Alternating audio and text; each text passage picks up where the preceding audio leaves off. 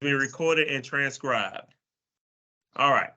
So good morning, everyone. I am Monty Hickman. I am the Associate Director for Enrollment Management for the Community College System Office. For those who don't know, most people know who I am, good grief. But as you can hear, the compliance team, which is Amanda Toller and her beautiful colleagues, and also others, system family is on the call in that room today having a great time. Enjoying Christmas, I can see. So what that does, it lets me know that during this overlap report meeting, that you all, being a community college family, feel free to ask all the questions and be as comfortable as you like to get the information. And if you don't understand something or needed more information, just jump out there and ask. I'm certain that Ms. Toller and her team will be grateful and glad to answer those questions. So a couple of housekeeping rules. It is being recorded, so please be careful what you say. Speak your truth, but say it in a nice way. Also, if you are taking a call, please do not put us on mute. Well, put us on mute, but not hold, because if you put us on hold, then we'll hear that music. And when we send a recording out to you all, you'll have elevated music, the whole recording. So please, if you have to step away, either hang up or put us on mute. With that being said, I'm going to now transition things over to Ms. Toller and her giddy group of friends and let them get started on this overlap report meeting. Thank you, Dr. Hickman. We appreciate it, and we're excited to be here with you all today. Overlap report has become a bit of a problem, so we thought that maybe we could answer some questions today. So we're going to get started. First, I'd like to make sure that I remind everyone this. Please pay it if you zone out for the rest of the meeting. Please pay attention to this. Please sign your official attendance rosters. And this is for Con Ed, curriculum, and continuing education. Please make sure those are the references. All attendance rosters must be signed, and that is your official attendance roster.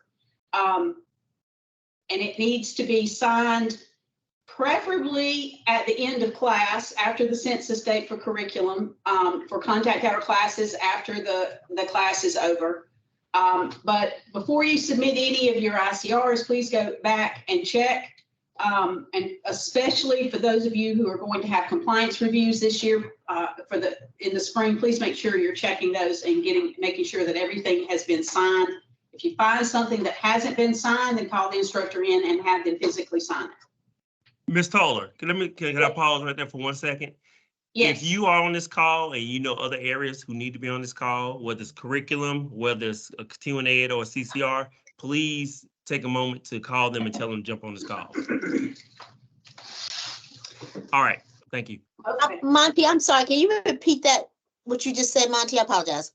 Oh, no problem. If you are on this call and you, for example, if you're in curriculum and you know the continuing ed in your area or CCR at your college needs to be on this call, please take a moment to have them jump on this call. Okay, thank you. Okay. If someone at your college is not on this call and they can't be on this call, please make sure you tell them to sign their attendance rosters. We're starting to find this across the state. I can't stress to you enough. Please make sure you're signing your official attendance rosters. All right, without further ado, we'll get started with the overlap. You should run your overlap reports based on the dates that are listed here. Spring is January 1st through May 15th. Summer is May 16th through August 14th. And fall is August 15th through December 31st. Your report should be run after the last day of the period. Usually what we're going to find is that Con Ed is going to run it the correct dates, but curriculum is not. It is not based on your particular semester dates. It is based on the dates that are in code and the references below. So please make sure you make a note of these dates. That's the date that these reports should be run. Your report in curriculum should be the same as continuing education.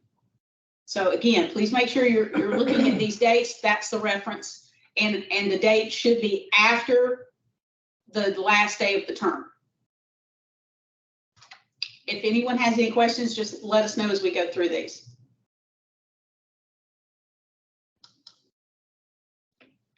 So this is an example, and a big thanks to Sonia and Brian for this. The report date, January 1st, 2023 through May 15th, 2023 is correct. Incorrect would be January 9th through May 10th. That would be an example of someone's curriculum semester. That is not, you can't run it based on your curriculum semester. You have to run it based on the dates, again, the dates that are in the code. So it should be January 1st through May 15th.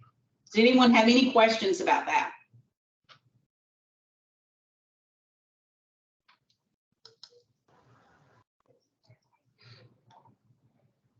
BSP is, you can start adding that. And I think Lashima and Sonia are probably going to be able to do a better job of answering these questions. I'm sorry.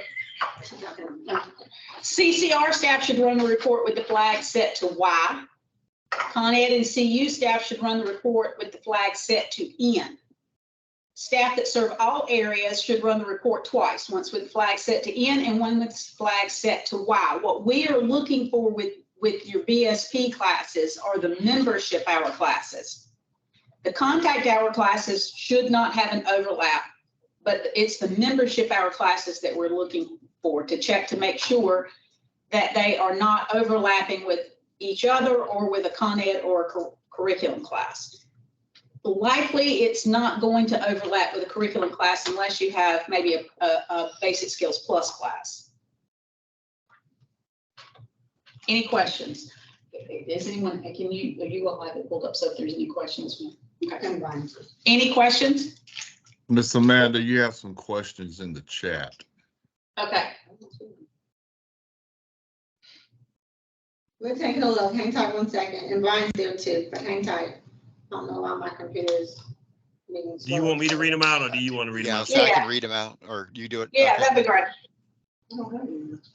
Go ahead, read them out. Okay, if the CCR director is listed as the second teacher, can this person sign rather than the primary teacher? No, the primary, the person who teaches you mean this is for signing the rosters? Yes, yes. Yes. No, the instructor who taught the class should sign the roster. Okay. Do the dates apply to all XPA reports or only the overlap report? Well, it's a best practice to run, the dates should stay the same, but for some reports in curriculum, you're going to be able to run them after the last census date. So in curriculum, your WBL report and your underage report could be run earlier. We suggest that you run it at the end of the semester or after the end of the semester, but as long as it's after the last census date. But in Con Ed, they're going to have to, and CCR, they're going to have to all be after the end of the semester because Con Ed and CCR are constantly adding classes or have classes that aren't ending and that someone can join. But that question's a little weird question because many of the XPA reports are term specific. So make sure that we understand the question when you ask about, be more specific when you ask about dates. Which report are you referring to? And Dr. Hickman, Brian, you'll have to tell us which one they say because for some reason we can't see the chat. This is Okay. Tanya who asked that question. So I don't see a chat from her yet. Okay. And I still see Tony, it now. elaborate if you can. Okay. And she might have to look, she may have just been thinking like without thinking about the form. I just pulled up some of the forms and many of them are term specific. So if they're term specific, you don't have to worry about dates. Whereas overlap, you do have to Overlap worry is, about dates. yes, overlap cannot be run before the end of the semester. And they're asking if the PowerPoints can be shared after the meeting. I suspect Dr. Hickman's gonna share the recording and we I can will. share it. Yes, and the And- PowerPoints are also already attached to the calendar invite. So you should have, go And- there, you should have them. And we will also be asking the folks at the system office to add those to our page on the system office website. Yes, that will not be me though. No, we have a new page, we have a new shirt. Yeah, like new page, so. So Tanya said the questions about the XPA reports were for curriculum. So hopefully that answered your question, Tanya. All the ones that compliance uses, use terms with the exception of the overlap report, which would use dates. I think there's another one, the curriculum Con Ed instructor overlap report, but unless I'm mistaken, Amanda, you don't currently check that one as of now, do you?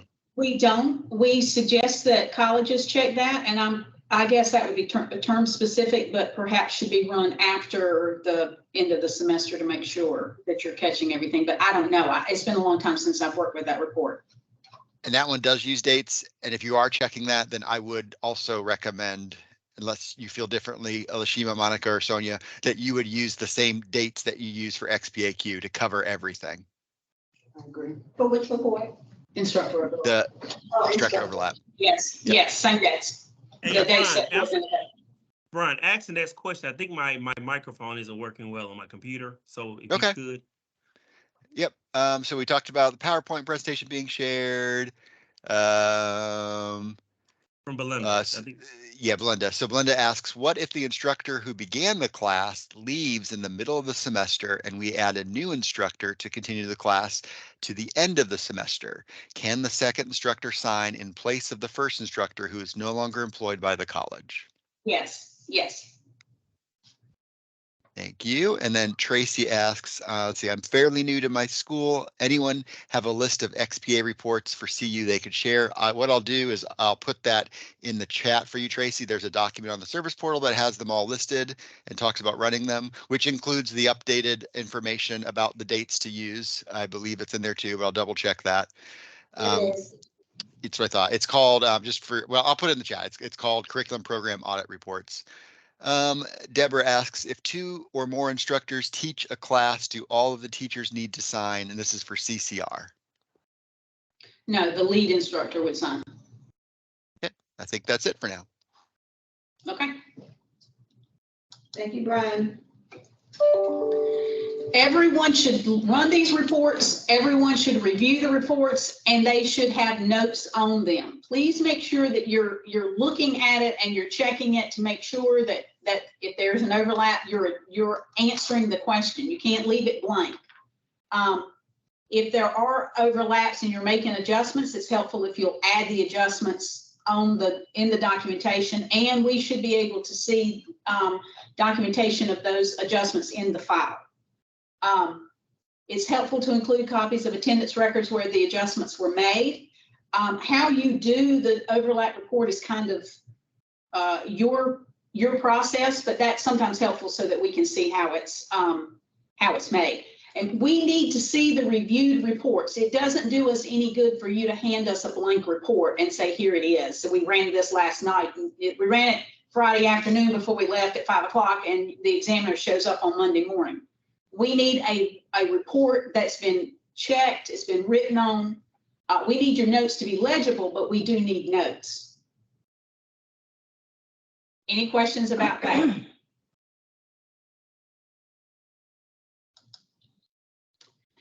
Some colleges like to export everything to an Excel spreadsheet. That is sometimes more, I think that may be more helpful for you. It's sometimes more difficult for us. But if you want to do that, then you need to give us it's helpful if you'll give us the original report so that we can see the date range and we can see the date that the report was generated. One of the questions that we have on in our documents, when was the run date of the report? So if you don't give us that, we have to figure it out. Well, if it's a year or more after we've been there, chances are you're not going to remember it. So again, if you want to move that report over into an Excel spreadsheet, make sure you're giving us the original report.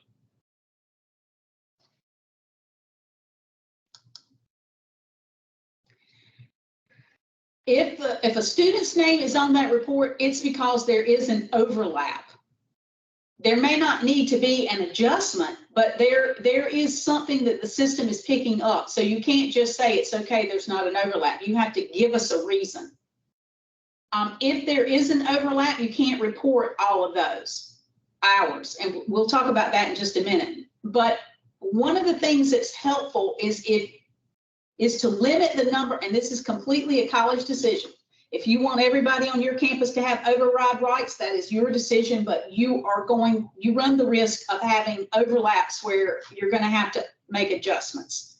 So it is easier and a better practice if you will decrease the number of staff who had override rights. And the screen is, I think Sonia and Lashima can explain this. So the screen is our Argus registration users. The specific field that we're talking about would be section restrictions. Also override schedule conflicts. So those are the types of things that would allow someone to override and overlap and or capacity and applause. And generally speaking, at many of our colleges, we have, deans, sometimes they're administrative assistants. That's understandable. There have been times in the past that faculty, if they have override and they start using self-service, that they don't realize because it's not so clear in self-service that they're actually doing the override because it's a little seamless. So again, checking these reports, making sure that we understand what has happened in our system.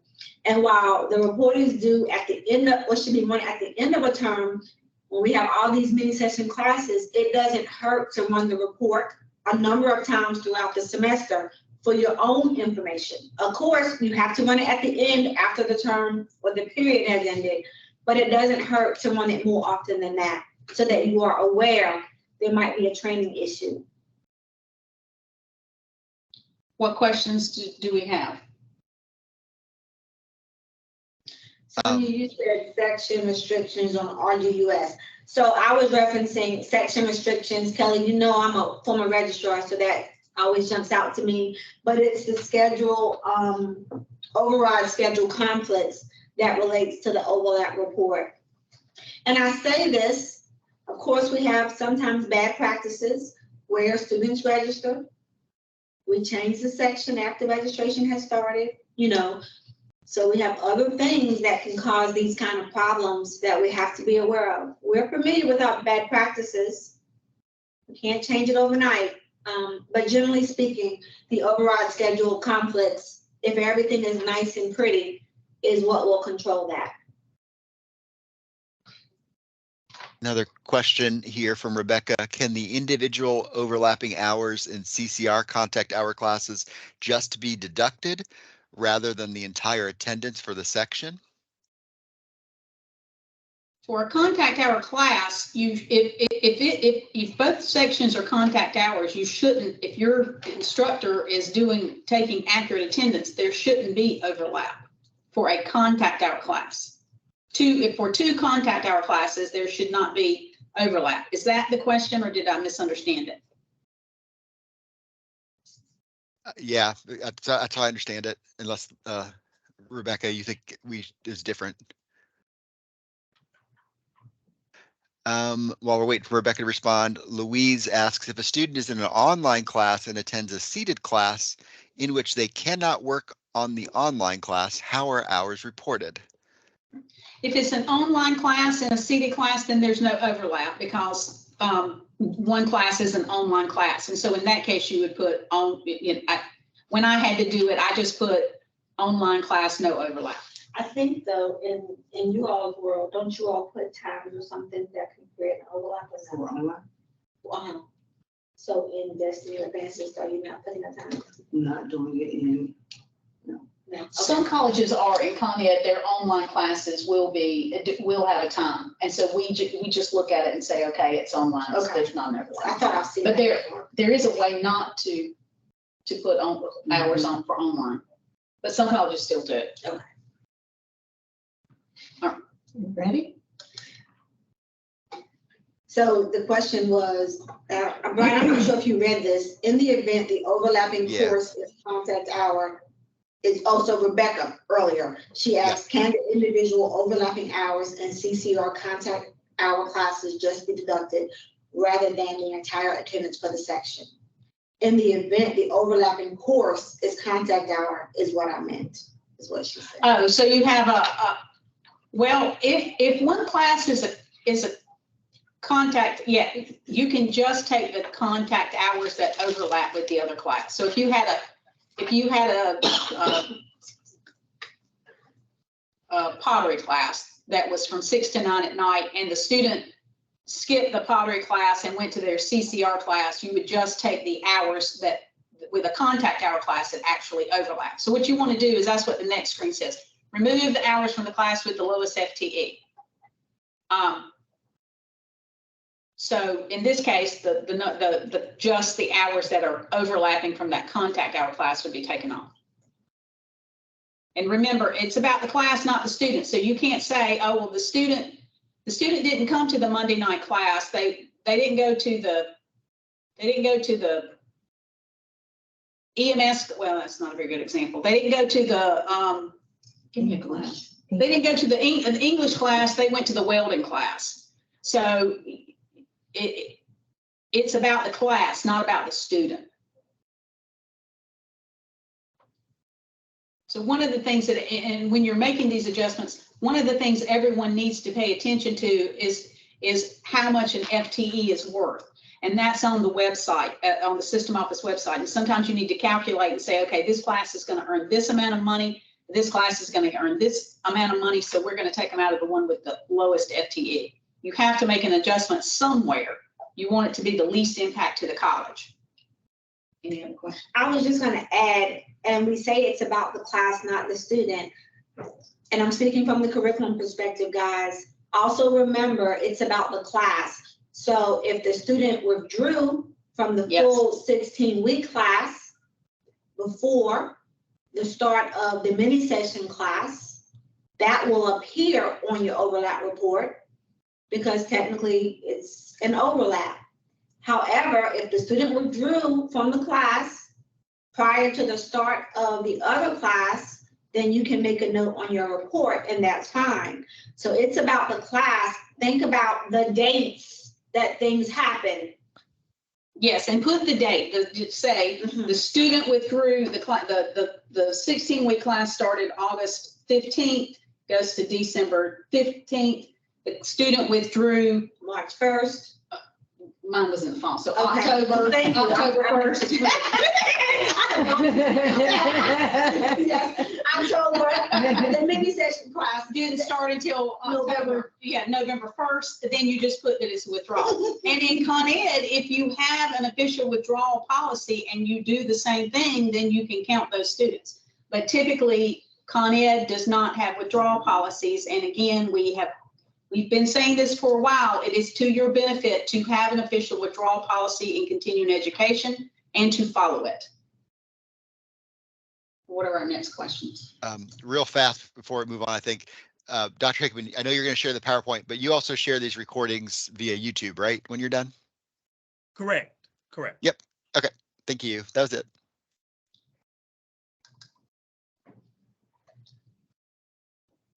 It is best if you all will work together. So usually there's one person who does the overlap report, depending on the size of the college. For a larger college, there may be multiple folks that are working on the overlap report. But you're going to look at the curriculum to curriculum overlaps and handle all of those adjustments. You're going to look at the continuing education to continuing education overlaps and make any adjustments.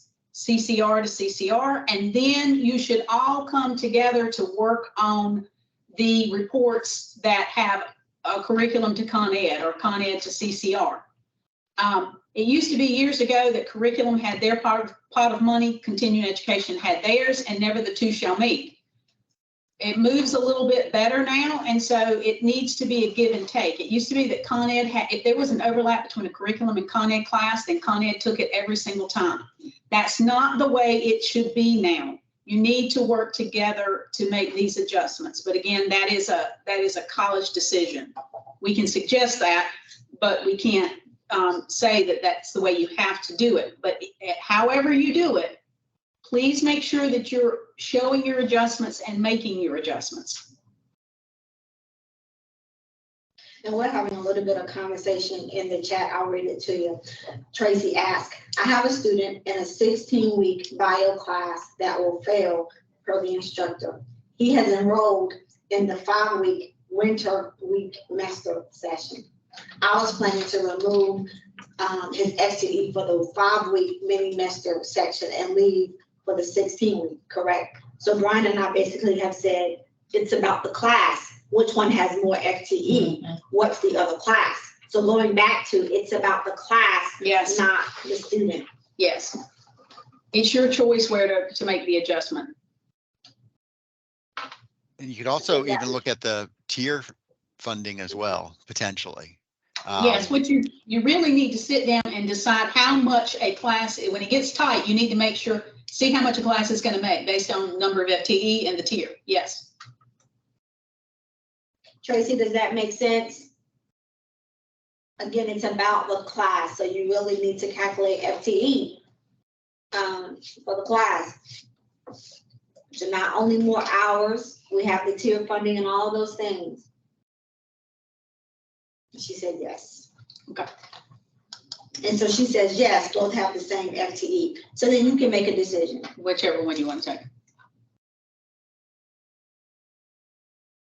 Please make sure, again, that you're, and I keep, much like make sure your instructors sign your rosters. I keep saying, make sure you're making notes, but you'd be surprised at the number of times we go to a college and they hand us a completely blank overlap report. We have to have your notes to go through that, or either you'll have to bring us all the files and we'll have to go through it. And I don't think anybody wants to do that. That can be sort of time consuming.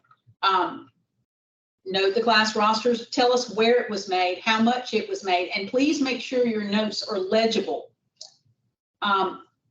You need to make sure that we understand it from the compliance standpoint a year or more later.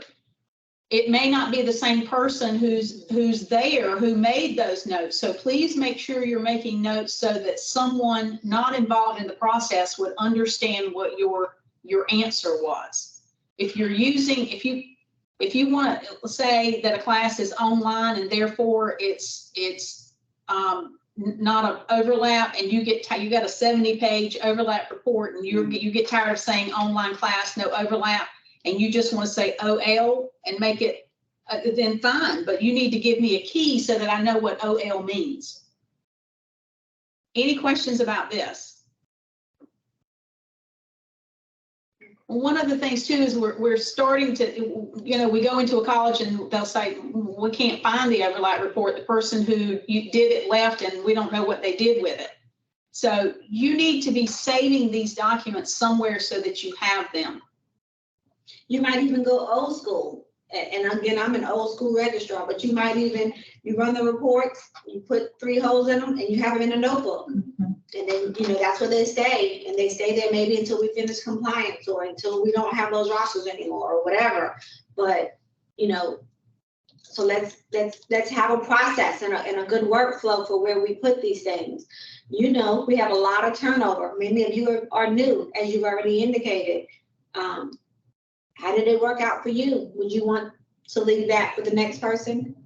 Maybe the person before you did a great job. Well, then you should do a great job when you leave. And make them so that somebody can find them, and understand that the people who leave colleges sometimes leave not of their own choosing, and they may get rid of things. So make sure you're saving it, so that you'll have it. But we have to look at these things. And or as people leave, we saw that with a review. As people leave, before they leave, make sure that you're communicating with leadership to say, do we have those reports? Do we have their rosters? Do we have those things that they were responsible for? So make sure that your leadership also understands what's needed when people leave us for whatever reason they leave. We had that last year at a review where the college decided to let some folks go, and we didn't have rosters or we didn't have purchase orders, and we were able to get some of those things, but it just makes it harder for the next person. So sometimes it's a collective effort, and you communicating to leadership to say, did you get Johnny's books?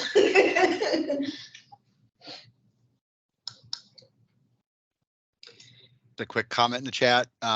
Maybe we can have a best practices session at the next conference, share our workflows to help newer folks. I think it's a good idea, Kimberly. Miss Kimberly, what school are you from?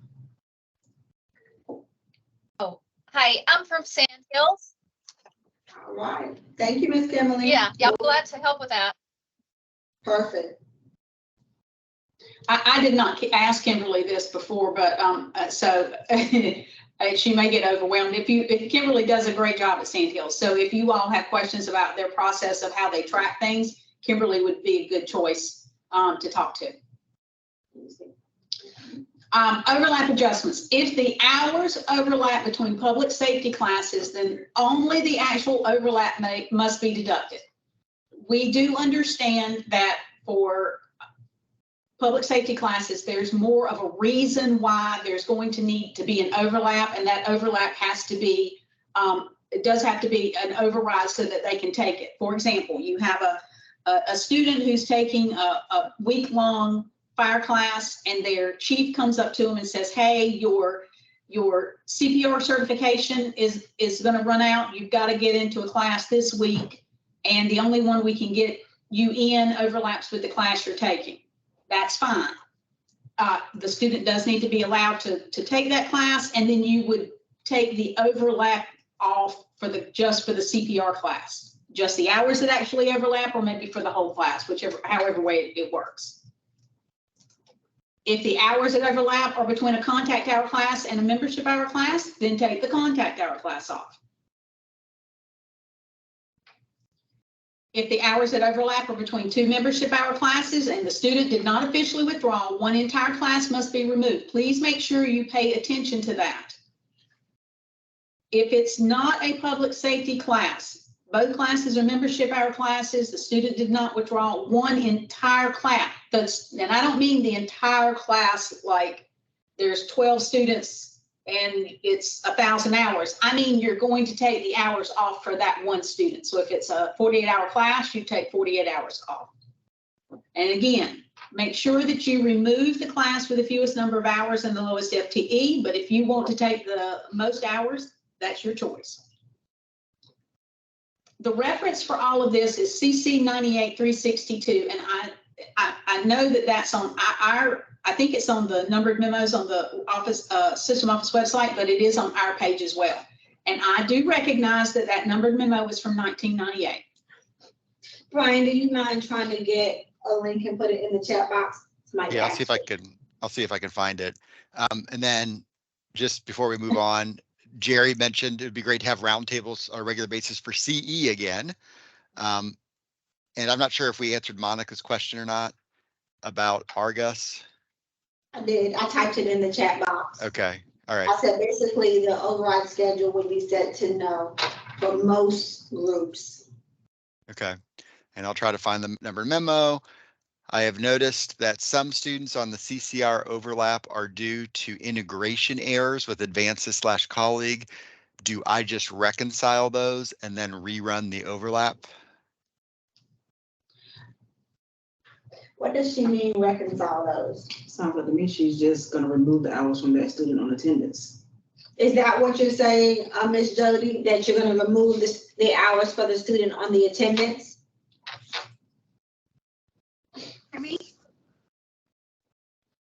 you hear me okay? I can hear you now. We can hear you now. Okay. Yeah, so I noticed with one of them that I ran the report and I checked out the student, and they were in a different class that came over from Advances to colleague. So the classes were wrong, and that's why I ran the overlap. Okay. So you had to fix So it. I'm just changing the class and putting them in the class and colleague where there should be in to reconcile that. Yeah. Okay, so you're fixing the error and then rerun. Yeah, I'm going through them all, fixing all the errors, and then we'd rerun it, right? And then that would be the official one once all the errors are fixed. Yes, ma'am. That sounds good. Okay. If we have errors sometimes, and that's why again running the overlap report throughout the semester can be helpful for all. Yes. There are times that for whatever reason we're multitasking. And Yes. and I do understand that at the end of the semester, it is very busy. It's not like everybody's just sitting around with plenty of time. compliance is never going to show up the very next semester. So if something happens and you miss something, you do have an opportunity to make it the adjustment the next semester. I say that to say this: do not wholeheartedly just say we're not making any adjustments on our overlap until next semester. You need to make it in real time. Any other chance? Again, I'll just reiterate what you just said.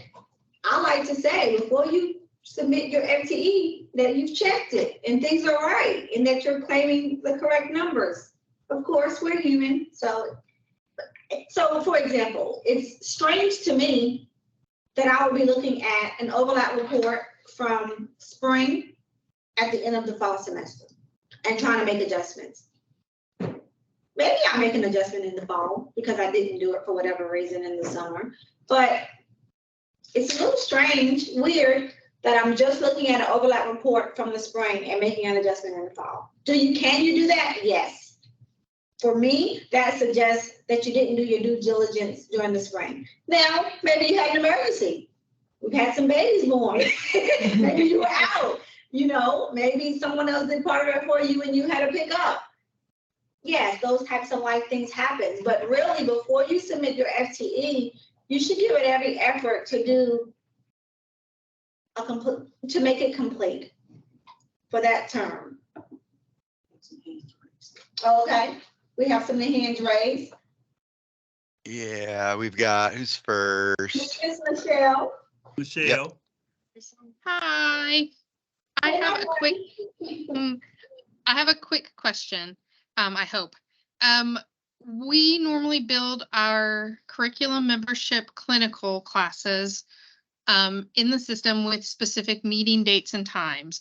Most of the time they are accurate. The student is meeting on those days, those times. But in the last year or so, our EMS department is having a harder time making that schedule consistent. So we schedule their class to go on Wednesdays for 12 hours or something like that.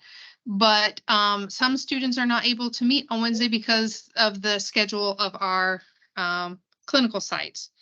What is the recommendation to building those classes to prevent overlaps or issues with the rest of their schedule? Or what should we do in order to build them correctly, to have the correct census date and the students meeting when they do meet?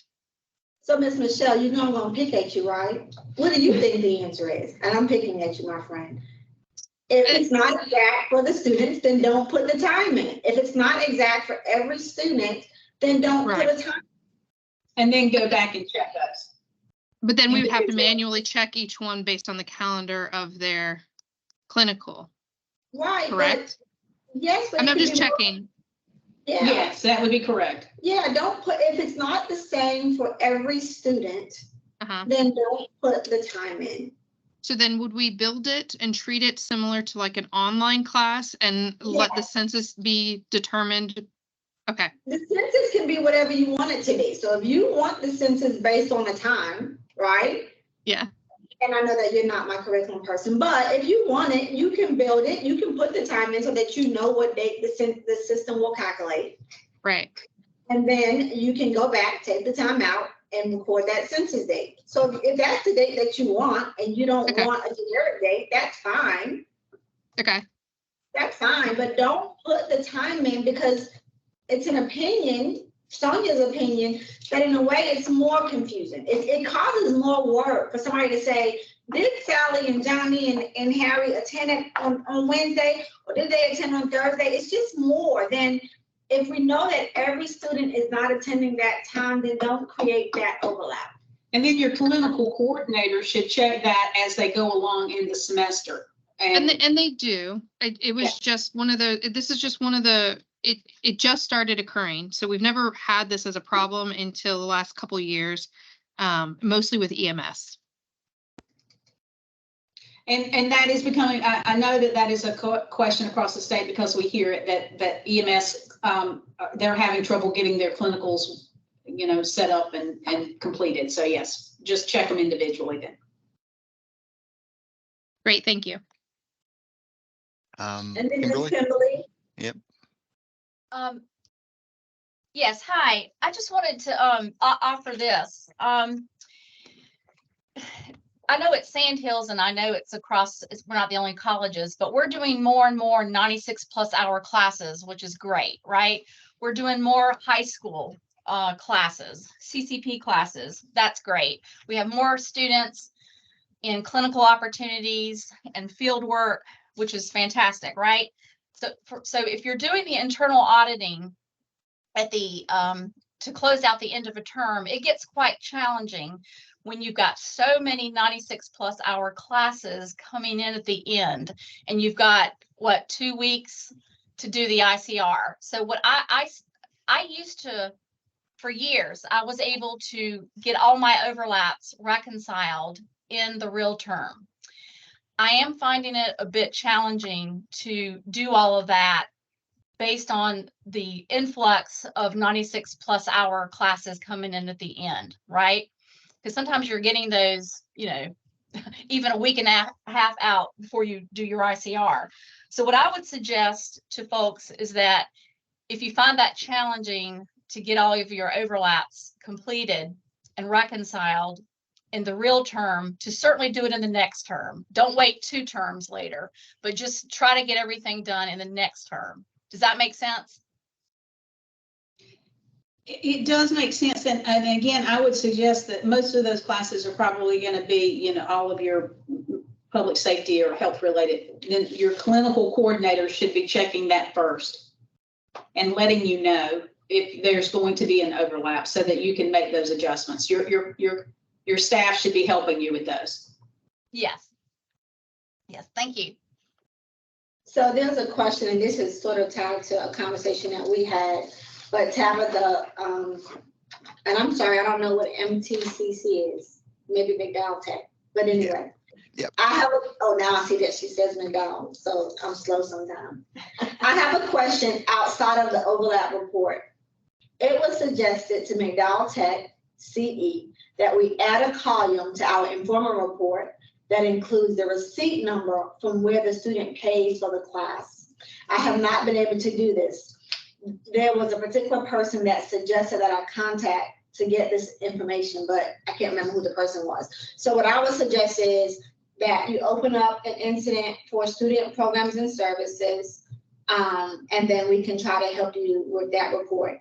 Typically, it would have been Thomas Palumbo, but he's out of the office right now until February, so we can try to team up and help you. I was with the compliance team at one college earlier. I forget days, I think it was September, I don't know. But anyway, so one college had a report for Con Ed where they were showing like that the student paid. They didn't have column headers for the report, so they didn't say that this column was the student's ID. This is the student's name. This is the AR code. This is the amount. So I would recommend that you make sure on your reports, if you're doing that you have column headers on those. And yes, we can help you find some fields to pull data if you need it. So just open up an incident for the student team, student programs and services, and we can help you with that. And I'm picking up my coworker Brian today only because he's in the office and Monica and Lashima and I are on the road. So maybe you'll have a chance to start looking for that before you send the incident in.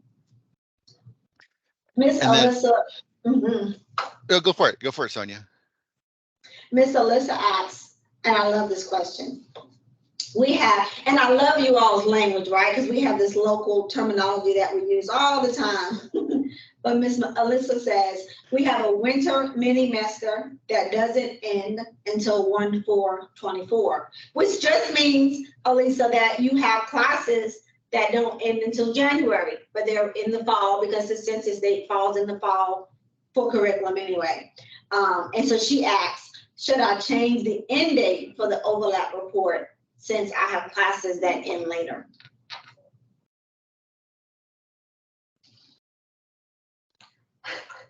Depending on how many classes you have, I suggest run it both ways. I don't think that it hurts using the 1/4 date if you know that, or any day. I'm saying 1/4, but when you have classes, because we like to use that mini-mester, you know. It's late. in classes that cross terms. So when we have classes that cross terms, yes, you would want to change the end date. It still should show up as an overlap, even if It should, but like, let's say that the other class didn't start until 12/16. So we have colleges that start a class at the end of a term, and then it goes in, you know what I'm saying? So we're real funky with how we're offering classes these days. you may have to run it twice. So I think it would be helpful, and you might even run it once with the dates that you've heard today, and then run it again with the last day of a class for that term. To sort of make sure that you're catching. We don't want to say, well, I ran it how you told me to run it. Let's make sure, because again, it's our language, it's how we ask the question. And yes, you all have terminology like winter mini session and those types of things, but it's really a class that crosses terms, right? So whenever we have, and we often have classes sometimes that cross terms. So that's definitely something that we need to be aware of, right? For the curriculum area, when we have those kind of classes, we know which they are because we have to assign them a grade, an NG, an I grade or something. We have to take action, so we know. I know in continuing education, if you have a class that ends in another semester, it will show up on that overlap report. So it should do it. It should do it.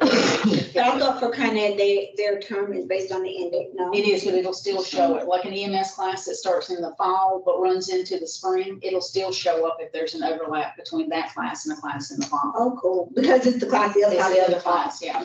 Yeah, that It makes may sense. not show up again on the next semester, the next spring term, yeah. Because you need to take the action in the fall, Yeah. that makes sense. Yeah. Miss Elisa, does that make sense?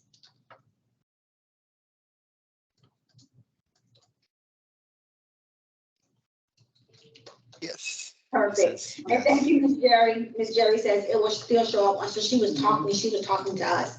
It will still show up on the fall semester report. I think we're in agreement, Ms. Jerry. Thank you. And Jerry had a question about the roundtable meetings. Do you mean like the ones like Margaret Robertson used to do a number of years ago where it was every so often everybody got together across the state? Is that what you're, because I'll have meetings with the Con Ed folks and I can, Yes, and I think Kenny's on here, so Yeah. he can bring it to Dr. Gardner's attention too. Yeah. And Kenny just raised his hand, I think. Did he? Did he raise it? Yeah, Kenny just raised his hand. we took it down. Yes, thank you. And yes, we are having discussions about that, Miss Amanda, and Okay. I think working both regionally and corporately. Also, just as a general statement, just to make everyone aware, we are also aware of the date of this CC memo, and we are having conversations about that. And obviously, we're running into a lot of things that we may or may not have been encountering in 98. So I do think that working with the compliance team will have some better guidance, hopefully sooner than later in spring. And I do want to say that on that 98 memo, it says FIP, CJC, or EMS. We in compliance recognize that there are additional prefixes. And so if it is a public safety class, even if it's SAF, you will remove the hours as if it were in that memo as a CJC, EMS, or FIP. So any public safety class, although we understand all the prefixes that we have now are not referenced there. And then I think we got all the links. Everyone found everything they're looking for. The compliance services page was not where I expected it to be, but you all found it. And that included, Tara, you asked about FTE amounts. That's on that page as well. So I think we're good. Wasn't where we Oh. thought it was going to be either. Yeah. Oh, well, there's So one Ms. more Jennifer- from Ms. Jennifer. has a Yeah. question. She says, for curriculum courses, how will these dates affect when the semester begins, for example, August 13th or before the 15th? You're going to have to run it based on those days. Right, so we shouldn't take, and so that's sort of why I was saying what I was saying earlier about the end date. You know, don't take things so literal, because you get exceptions sometimes to offer classes before the 15th. So outside of the code, you have the options for classes to end after your end date, so you have to think bigger than that. So yes, then your dates will change. And maybe that's a meeting that you all have across the campus where, we're clear that everyone's using the same dates. Yeah, the date, yeah, you have to run it at least for those dates. But if your semester started August 13th, then put August 13th in.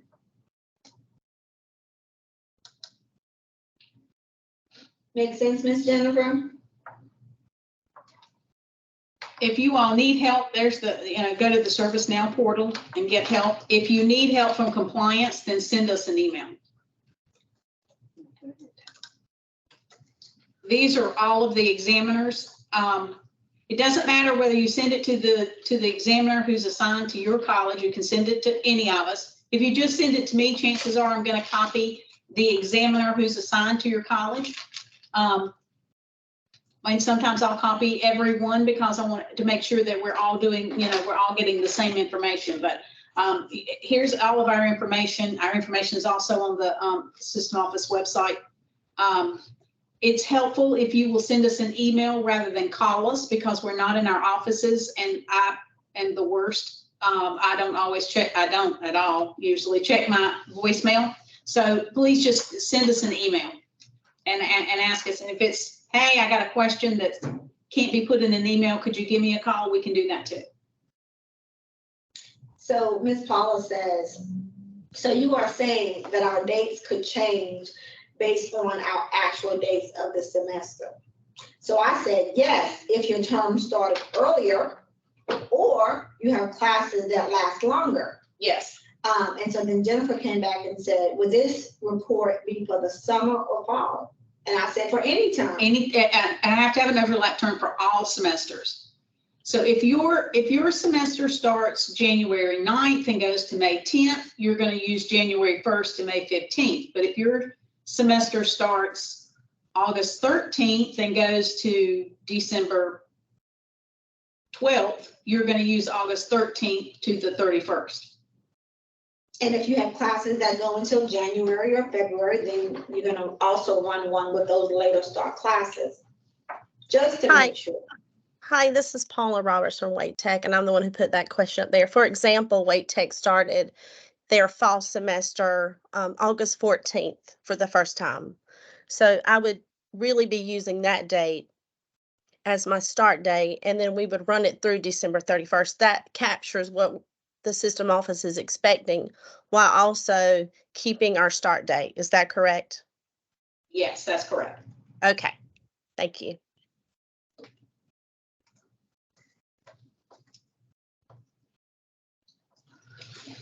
Anyone on the call not feel good about the overlap report? Are you concerned about your next run? Have you had concerns in the past? Have you had trouble in the past? We have a nice group here, 261. Yeah, that's a nice group. That's a nice group. Do we need to offer something like this at the conference? At which conference? Which I'm conference? sorry. I'm always thinking the system conference. That's the one we always have a huge party in. And the reason I ask which conference, because then I think about IPS, So, what are you all's thoughts that are here? Do you think that this is worthwhile of continuing these types of sessions? Someone's hand is up. Whose hand is up? Mr. Kenny? Yeah, I would just suggest, especially if we succeed in updating guidance in the spring, that probably any conference that occurs next year, these would be great items for agendas on those conferences. Cool. Well, right now, compliance is planning on having some regional training sessions this summer, like we did last summer. Those were well attended, and we had some positive feedback about it. So we are looking to do that too. So I like those.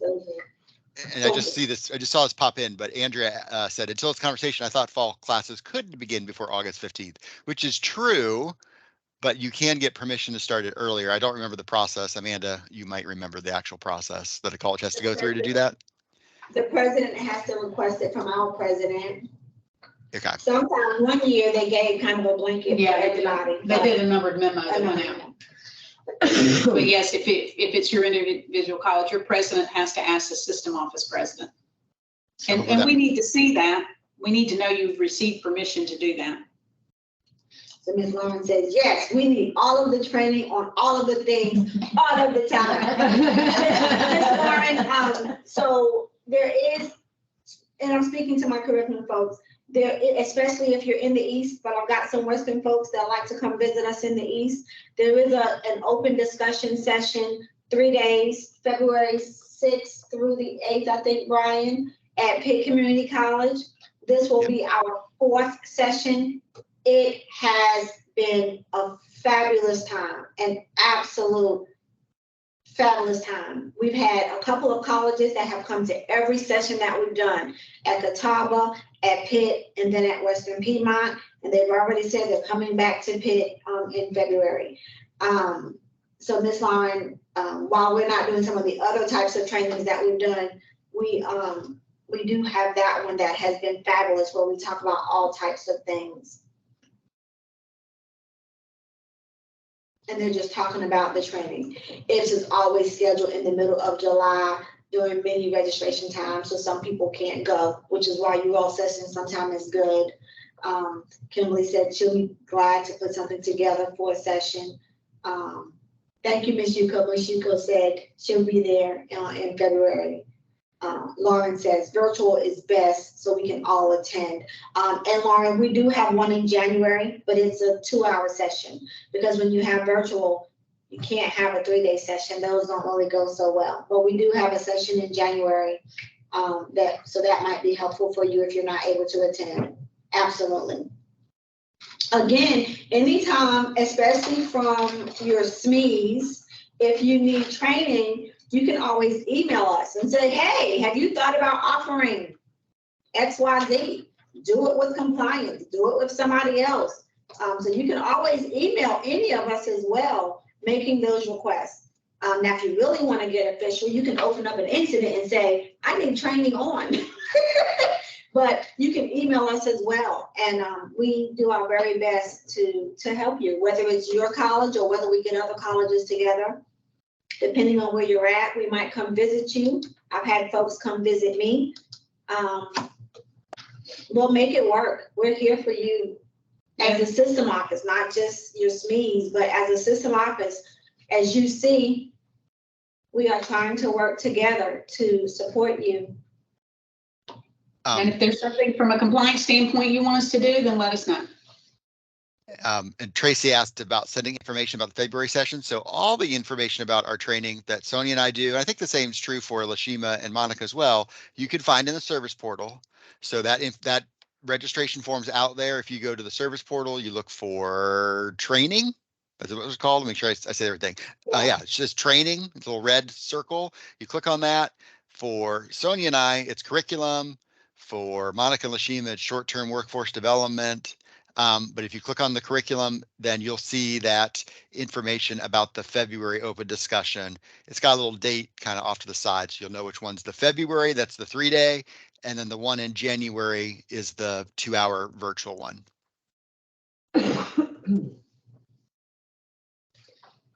But as a system office team, we're always here to support you. You email us, ask us, and tell us, hey, me, Sally, and Johnny need it. Or college X, Y, and Z, and we will think and put together something to try to support you. Any more Thank you. questions, concerns? All right, what I'm going to do is I'm going to cut off the recording, but before then, thank you, Amanda and compliance team. You were great. I appreciate it. Thank you, Sonia and Brian, for stepping in too because of my mic and everything and all of your wisdom. I'm going to stop the recording before we hang up. That way, if anyone has any questions that they do not want to be recorded,